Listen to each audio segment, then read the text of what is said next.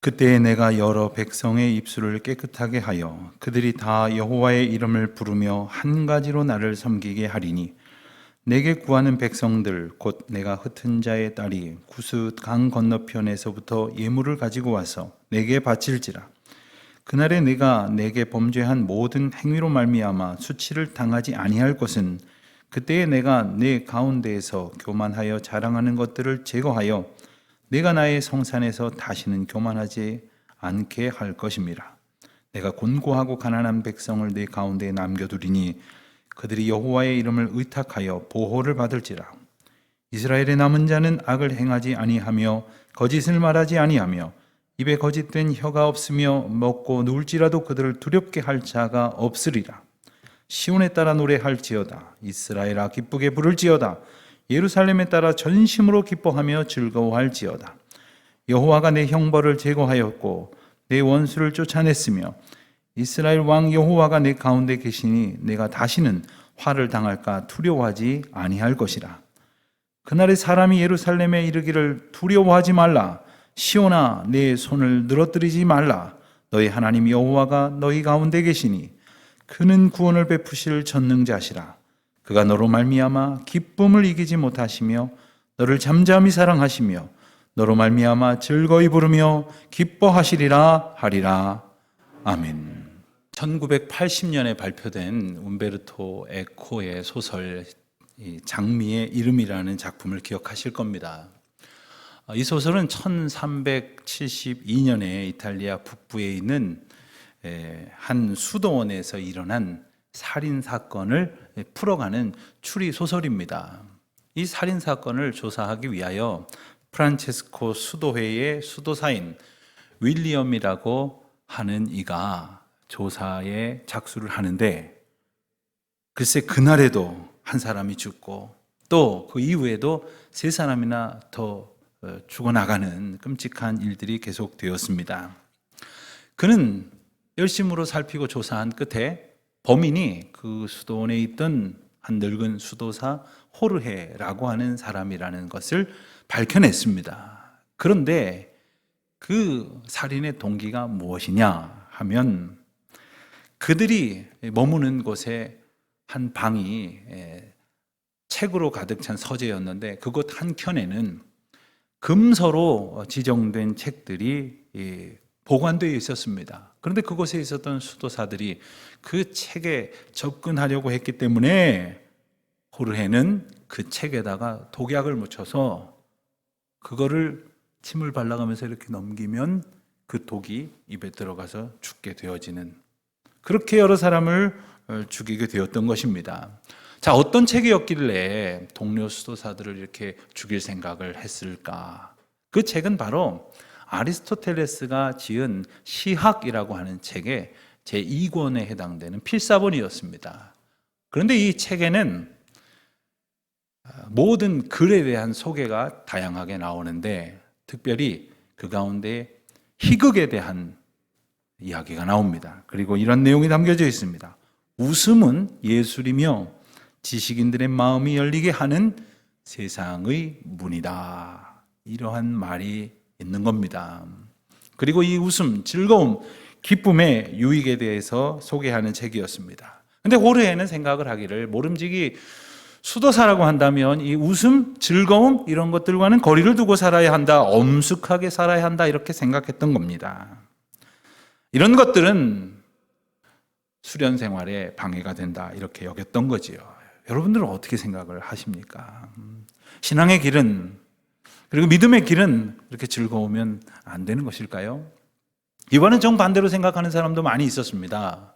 그 가운데 대표적인 분이 바로 미국의 저명한 침례교 목회자이자 복음주의 신학자이고 저술가로도 알려진 존 파이퍼 목사님이라는 분입니다. 그는 자기 자신을 일컬어서 기독교 희락주의자다 이렇게 부를 만큼 이 기쁨이라고 하는 주제가 자신의 목회에 너무나도 소중한 것이라고 이렇게 소개를 합니다. 그의 대표적인 저서인 Desiring God이라고 하는 책이 있습니다. 우리나라에는 하나님을 기뻐하라 라는 제목으로 출간이 되었는데 그 책에 보면 기쁨을 그가 중요한 목회의 주제로 삼은 이유에 대해서 자세하게 소개를 합니다. 그는 말합니다. 사람의 제일 되는 목적은 하나님을 영화롭게 하는 것이고 영원토록 하나님을 인하여 즐거워하는 것인데 이 두 가지는 동떨어져 있는 것이 아니다 라고 강조를 합니다. 그래서 인생이 추구해야 할 가장 의미 있는 즐거움은 주님을 기쁘시게 하는 것이고 주님과 함께 기뻐하는 것이며 주님으로 인하여 즐거워하는 것이다 라고 일러주는 거예요. 자, 그렇다면 이제 여러분께 묻습니다. 과연 우리는 하나님의 기쁨으로 살아가는가? 하나님과 함께 기뻐하고 하나님으로 인하여 즐거워하는가? 그렇다면 그가 바로 하나님의 자녀고 그가 바로 그리스도인입니다. 그리고 이것이 그리스도인의 소망이고 목적이 되어야 할 것이겠습니다. 자, 과연 우리는 주님의 기쁨에 참여하는 사람인가? 이 물음에 답하기 위해서는 주님의 기쁨이 무엇인가를 알아야 합니다. 주님이 무엇으로 인하여 기뻐하시는가?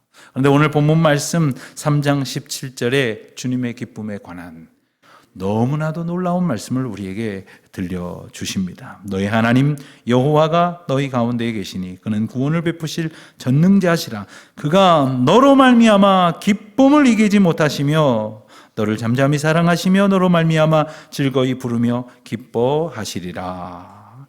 하나님이 너로 말미암아 기뻐하신다는 거예요. 하나님의 기쁨의 이유가 바로 저와 여러분이라는 이 놀라운 사실을 우리에게 일깨워 주십니다. 그런데 하나님이 기뻐하신다고 하면 어떤 느낌이 드십니까? 하나님은 그저 먼 곳에서 세상을 심판하시고 또 불꽃 같은 눈으로 감찰하시는 그놈하고 조금은 무서우신 분처럼 여겨지기도 할 터인데 주님이 기뻐하신다? 주님이 즐거워하신다? 선뜻 마음에 와닿지 않는 분도 있으실지 모르겠어요. 그래서 주님이 기뻐하신다는 이것이 주님의 인격성을 가장 대표하는 성품이다. 즉 주님도 우리처럼 기뻐하시고 우리처럼 즐거워하신다는 거예요. 이 말씀은 우리도 주님과 같이 기뻐할 수 있고 주님과 함께 즐거워할 수 있다 하시는 말씀입니다. 그렇지만 여러분, 우리 하나님께서 우리로 말미암아 기뻐하신다 하는 말씀은 한편으로는 참 죄송스럽고 민망하기 짝이 없습니다. 우리가 도대체 뭐라고, 나 같은 죄인으로 인하여 주님이 정말 기뻐하실까?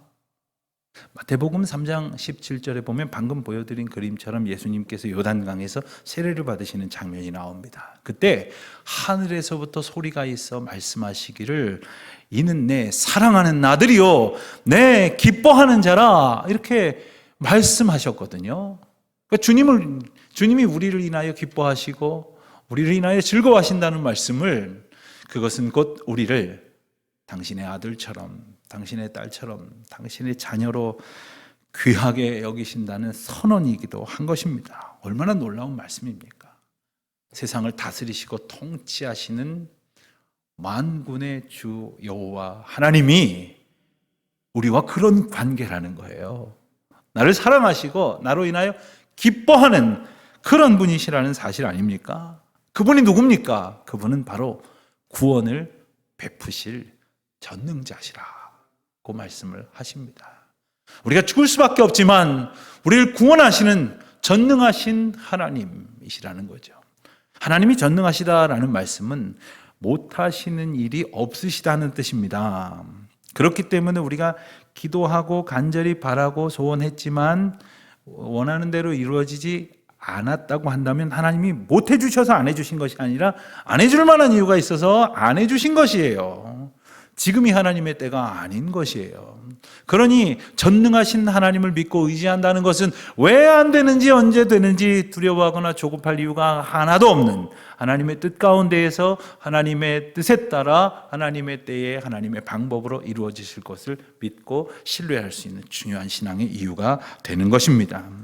그것이 바로 전능하신 하나님의 구원의 은혜입니다. 바로 그분이 우리를 인하여 기뻐하시고 우리를 인하여 즐거워하신다니, 이게 얼마나 놀라운 사실입니까? 사실 생각해 보면 우리의 삶이 하나님 앞에 드리는 우리의 고백이 별로 하나님 앞에 기쁨이 될 것도 없는데 하는 일마다 주님 앞에 부끄럽고 죄스러운 일뿐인데 어떻게 주님은 우리로 인하여 기뻐하신다고 말씀하실까? 오늘 본문이 기록된 당시의 상황도 별반 다르지 않았습니다. 오늘 말씀이 기록된 시대는 참으로 영적으로 어두웠던 시대였습니다. 스바냐 선지자는 그런 시대의 부름을 받았어요. 이 스바냐 선지자에 대한 소개가 많이 전해지진 않고 있습니다만 스바냐서 1장 1절을 보면 두 가지 사실을 우리에게 전해줍니다.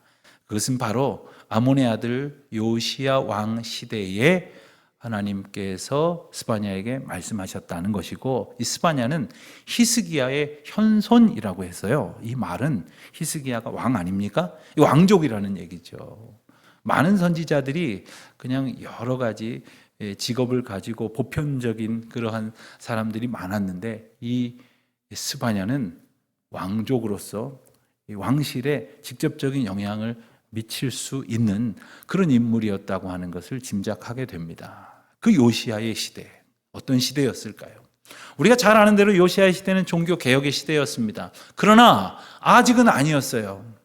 그 요시야의 시대가 오기 전까지 수십 년 동안 유다는 참으로 어려운 세월을 보냈습니다. 그 바로 앞에 왕이 아몬이었고, 좀 전에 읽은 대로, 그리고 그 바로 전의 왕이 그 유명한 악한 왕 므낫세였습니다. 이 므낫세는 남유다에서 가장 악한 왕으로 그렇게 정평이 나 있는 사람이죠. 그는 본받을 게 그렇게도 없었는지 북이스라엘의 최악의 왕 아합 왕을 본받았어요. 그래서 유다 땅 전역에 바알상, 아세라상을 만들고, 심지어는 예루살렘 성전 뜰에다가 해와 달과 별들을 섬긴다고 단을 만들어 놓기까지 했습니다. 심지어 성전 뜰 안에 아세라 목상을 세워두기도 했습니다. 이처럼 영적으로 패역한 시대에 유다 땅에 스바냐가 부름을 받은 거죠.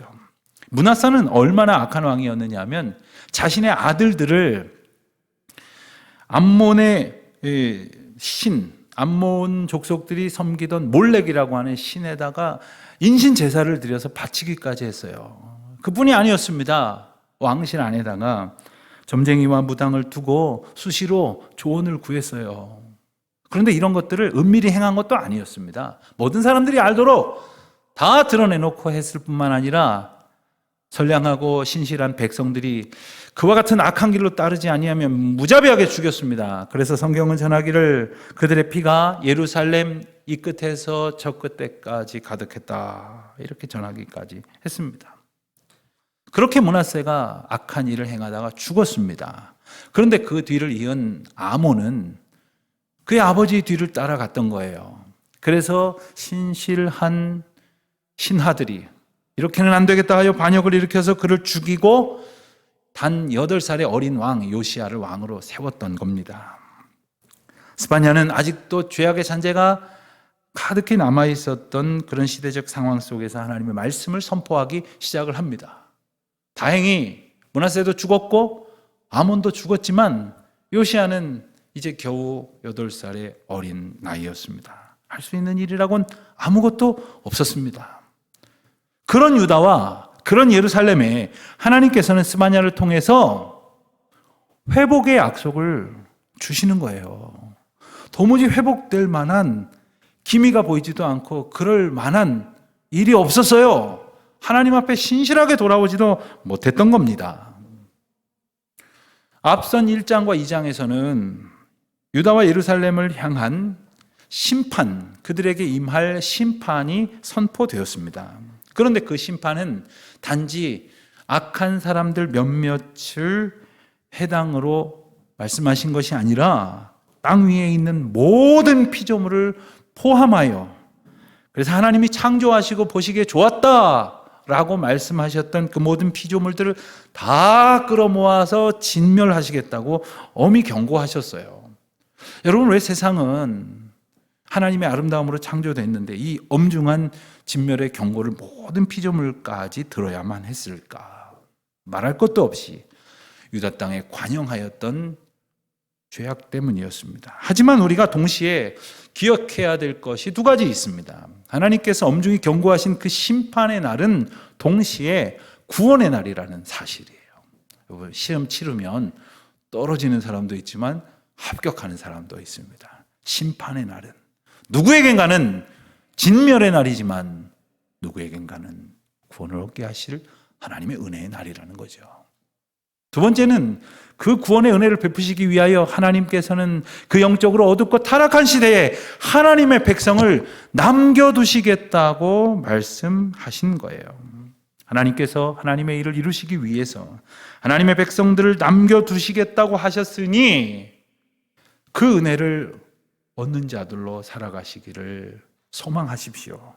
그리고 그렇게 하나님께서 부르시고 허락하신 그 자리에서 광풍과도 몰아닥치는 세상의 유혹과 공격에 휩쓸리지 말고 오직 주님만 의지하고 주님만 바라보는 가운데에 주님이 붙드시는 은혜를 한평생 누리시는 저와 여러분이 되시기를 주님의 이름으로 축원드립니다. 여러분, 어떻게 모두가 진멸할 수밖에 없는 상황 속에서 주님은 이런 구원의 은혜를 약속하시는가? 구체적으로 9절로부터 11절까지의 말씀을 보면 하나님께서 어떤 모양으로 역사하셔서 그 구원을 이루시는지 자세하게 소개가 되고 있습니다. 9절을 보니까 그때 하나님께서 백성들의 입술을 깨끗하게 하여 여호와를 부르게 하시고 섬기게 하시고, 즉 예배하게 하시겠다고 말씀하십니다. 여러분, 우리가 거룩해서 예배자가 된 것이 아니에요. 하나님께서 부르시고 거룩하게 하시고 깨끗하게 하시고 온전하게 하셔서 예배자로 살게 하신다는 것이죠. 또한 10절 말씀을 보니까 주님께 구하는 백성들이 예물을 가지고 와서 내게 바칠지라 말씀하셨어요. 여러분, 주님 앞에 예물을 들고 나올 수 있는 것, 하나님 앞에 바칠 수 있는 것, 이 또한 우리가 은혜를 아는 자이기 때문이 아니에요. 우리가 신실해서가 아닙니다. 하나님께서 그 이유를 알게 하시고 그와 같은 삶으로 우리를 붙드시기 때문에 우리가 우리의 삶과 우리가 가진 모든 것이 주님의 것이라고 고백하며 주님 앞에 바칠 수 있게 하신다는 거죠. 이 또한 놀라운 은혜가 아닐 수 없는 겁니다. 11절입니다. 11절을 보니 그날에 우리가 주 앞에 수치를 당하지 않을 것은 주께서 우리의 교만을 제하심으로 주 앞에서 다시는 교만하지 않게 하시는 덕분이라고 말씀을 하십니다. 그렇습니다. 여러분, 우리가 교만을 물리치는 것, 그래서 교만한 사람이 아니라 겸손한 사람이 되는 것도 우리 힘으로 되는 게 아니라는 거예요. 우리의 인격적인 결단으로 되는 게 아니라는 거예요. 우리 안에 거짓된 것들, 패역한 것들, 교만한 것들을 제하시는 전적인 하나님 은혜에 달려있다 하는 것입니다. 그렇다면 하나님께서는 이 심판의 날에 구원의 은혜를 얻도록 이렇게 주의 백성들을 남겨두신다고 하셨는데 어떤 사람들을 남겨두시는가? 12절, 13절 말씀을 보니까 곤고하고 가난한 백성들을 남겨두신다, 이렇게 말씀을 하세요. 여러분, 왜 그러실까요? 하나님 왜 그러실까요? 더 많은 사람들, 힘센 사람들, 아주 영향력이 대단한 사람들, 그런 사람들을 데리고 일을 하시면 일이 쉬울 텐데 왜 그러실까요? 가만히 보니까 하나님 눈앞에서 그들은 교만했어요. 그때나 지금이나 뭘 좀 가졌다고 생각하는 사람들은 교만한 거예요. 그게 물질이든 그게 권세든 지식이든 그걸 가졌다고 생각하는 순간 교만으로 가득 차버리는 거예요. 여러분, 그런데 오늘 말씀에 곤고하고 가난한 백성이라는 뜻은 은행 잔고를 기준으로 얘기하는 게 아닙니다. 건강을 준거로 삼은 게 아닙니다. 하나님 앞에서의 태도를 기준으로 삼는 거예요. 주님 앞에 가난한 심령으로, 주님의 힘을 의지하는 곤고한 심령으로 나아가는 자들을 주님께서 택하시고 그들을 남겨두신다는 거예요. 가만히 보면 있어서 교만하다면 좀 그런 것, 그럴 만도 하겠다 싶은데, 쥐뿔도 없으면서 교만한 사람들이 있어요. 얼마 가지지도 않은 것 가지고 전부를 가졌느냐, 그렇게 교만한 사람들이 있다는 거예요. 여러분, 그런 사람들이 다 잃어버리고 그래도 주님만을 의지한다면 참 좋겠지만 얼마나 미련한 일입니까? 그러니 우리에게 주신 것이 무엇이든 그 모든 것은 주님의 백성으로서 주님의 일을 합당하게 이루어 나아가면서 살도록 주신 것인 줄 알고 감사함으로 주님께 영광을 돌려드리며 사용하며 살아가는 우리 모두가 되시기를 바랍니다. 주님은 남겨두신 그 사람들을 지키시고 보호하신다고 말씀하셨어요.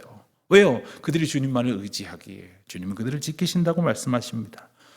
그들이 주님 앞에 온전히 붙들린 바 되었기 때문에 악을 행하지 않고 더 이상 거짓을 말하지 않을 수 있게 하신다는 거예요. 주님이 지키시니 더 이상 두려워할 이유도 없다고 말씀하시는 겁니다. 이것이 주님께서 남겨두신 이들이 누릴 놀라운 은혜와 영광인 것입니다. 사랑하는 성도 여러분, 부디 이 은혜를 누리며 기쁨으로 찬양하며 살아가시기를 축원합니다.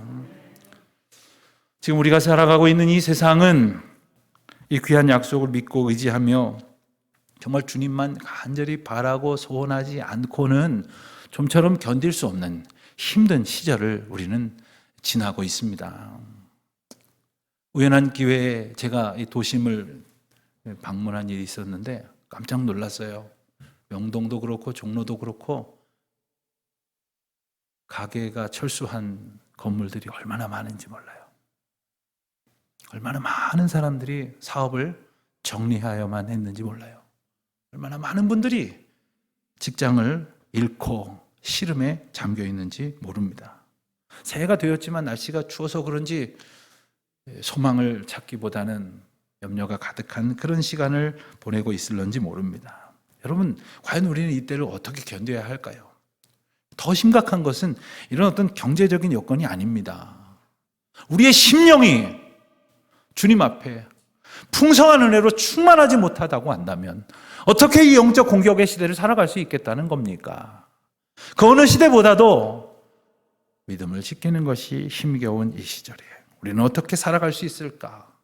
정말 무기력에 빠져서 지쳐서 말 그대로 널브러진 그러한 심령이 어떻게 주님 앞에 새 힘을 얻을 수 있을까요? 하나님께서는 오늘 말씀 16절에서 스바냐 선지자를 통해서 예루살렘 거민들과 그와 같은 소망을 품어야 할 이 시대를 살아가는 우리 모두를 향해서 권면하고 계세요. 시온아, 두려워하지 말라. 내 손을 늘어뜨리지 말라. 마치 우리 손이 쭉 늘어진 것처럼 다 힘으로 잃고 절망하고 있는 듯한 우리에게 주님께서는 그럴 때가 아니란다. 내가 이미 너의 마땅한 형벌을 제하였단다. 내가 너의 원수들을 쫓아냈단다. 이스라엘의 왕인 내가 너희와 함께 함으로 너희가 다시는 화를 당하지 않을 것이니 내가 너희를 구원했노라. 그러니 힘을 얻어라. 일어나라. 용기를 얻어라. 하고 말씀하시는 거예요. 그런데 말이죠. 오늘 말씀을 가만히 보면 참 놀라운 것은 이러한 구원과 이전에 예고하신 형벌 이 사이에 마땅히 있어야 할 회개가 보이지는 않아요. 마땅히 참여하고 마땅히 뉘우쳐야 할 우리의 모습이 아직 보이지 않음에도 불구하고 주님께서는 아무런 조건 없이 전적인 긍휼과 사랑으로 당신의 백성들을 회복의 자리로 또 예배와 감격의 자리로 자유의 자리로 새 힘을 얻는 능력의 자리로 이끌어내신다는 거예요. 그래서 우리가 늘어진 손을 다시 모으고 주님 앞에 올려드리고 힘있게 용기를 얻고 나아갈 수 있는 것은 우리에게 아무런 자격도 없지만 공로도 없지만 심지어 회개하지도 않았지만 전적인 하나님의 사랑과 은혜 가운데 가능하다는 것입니다. 여러분, 우리가 주님 앞에 그 은혜를 누릴 때 이제 우리는 마땅한 회개를 할 수 있어요. 마땅한 소원을 주님 앞에 품을 수 있어요.